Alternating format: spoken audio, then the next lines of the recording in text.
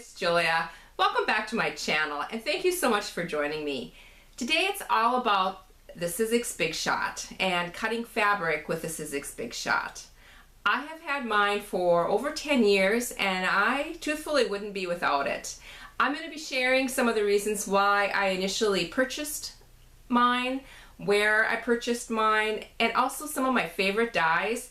If you're new to this and you're wanting to get into it, since it's a little overwhelming on how to start, so I'm going to share with you some of my favorites. Also be creating a couple projects so you can see me actually create and a little bit about how my process goes, creating the little appliques that I put in my projects. So I hope we have some fun. At the end of this video, I do want to share some past projects also. And those will be just photos of things that I have been making throughout the years, so you can see just, oh, there's so many possibilities. So thank you so much, and let's get started. This is what my Sizzix BigShot looks like. It is an older model. Like I said, I've had it over 10 years, and the color has changed on it. I did pick mine up at Joann Fabrics when they were running a 40% off coupon sale. I ordered it online. I'm going to link it down below if I can find it at Joann Fabrics. I know that Amazon also carries one. Again, it's a different color and looks a little bit different now. But it runs the same way. It has a roller that you'll run your dyes through with this hand crank. The hand crank comes in, when I bought it, came where I had to assemble that, but it was easy to do, and you do use like a little Allen wrench for that. And keep this, because the only thing that I've ever had to do on this over the years of using it is tighten the handle. That sometimes gets a little loose, and I just use my little wrench and tighten that up, and it's as good as new.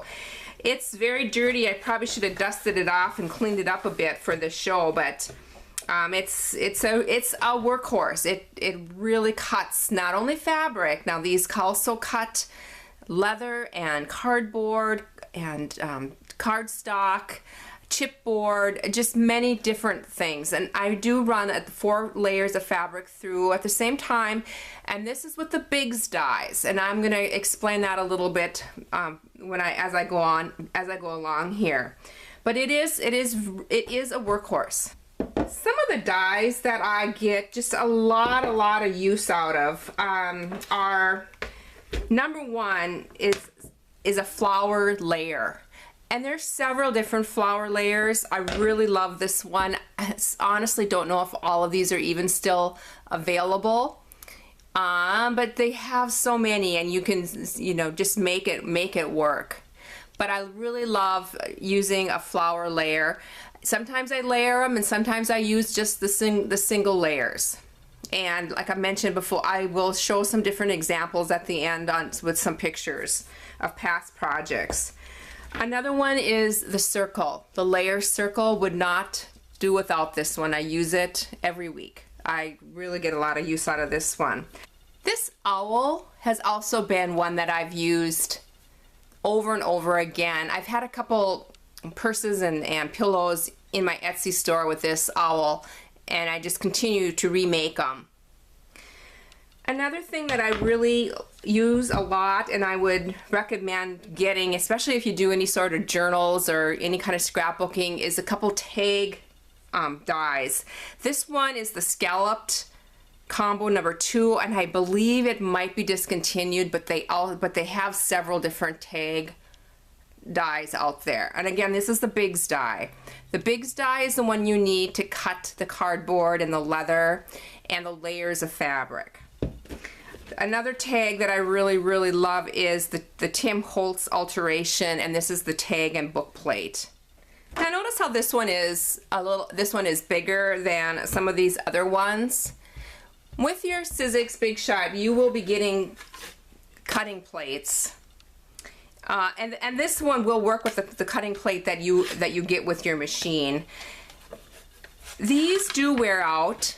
And about every, I would say, 6 months, I replace these. And I'll again put the link down below. I get them off of Amazon. If you get into the larger, longer dies, and I'm going to show you an example. Because another dye that I would recommend, or something that I use a lot, is a font. So you can write, you can do words with your fabric or your paper or whatever you're cutting. This one is fun. It's the word play, again by Holtz. And notice how big this one is. With these particular dies, you do need to purchase a separate cutting longer plates. And again, you can pick these up on Amazon. It just, you know, it's just an optional thing, but it is, you know, if you start getting a collection of dies like I have, you might need to get the longer plates. I also wanted to talk a little bit about where I pick up my dies. I have signed up for the Sizzix newsletter, and I'll again link that down below. And they run a lot of sales on their dies and a lot of clearance prices at really good prices.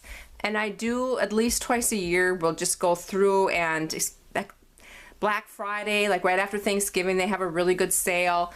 But a couple times throughout the year they do. And I'll get several at a time when they run these sales. Also, I have found that Tuesday morning, for those of you who have a Tuesday morning, I believe that's just in the States, but something like that, like where they have like craft overruns or discontinued items, warehouse type places like that, a lot of times will carry. And sometimes they're discontinued ones, but it doesn't really matter. They still work great, and you can get a lot of creativity out of them. So I would recommend that also. My Michaels carries some dies, and you can of course use your 40% off coupon with those.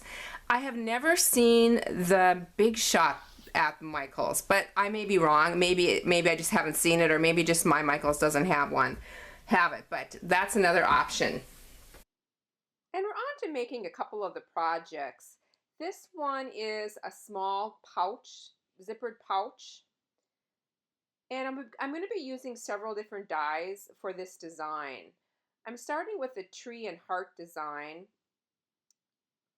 Most of my appliques that I use, I do put a heat and bond light on the back of it. And what this does is make it so that you can iron it on. You just peel it off and iron, and it can iron onto another piece of fabric. So here I am showing just ironing this piece onto this green fabric on the back side of the green fabric. And I'm using the heat and bond light for this, and it comes in the purple package. You can see that the packaging off to the front there. You don't want to use the heat and bond that comes in the red package because you can't sew through it. The heat and bond light you can sew through without gumming up your machine. I am actually cutting 2 of these trees, and so I've doubled up the fabric. There's a little heart on this die, and I'm just cutting one of the heart.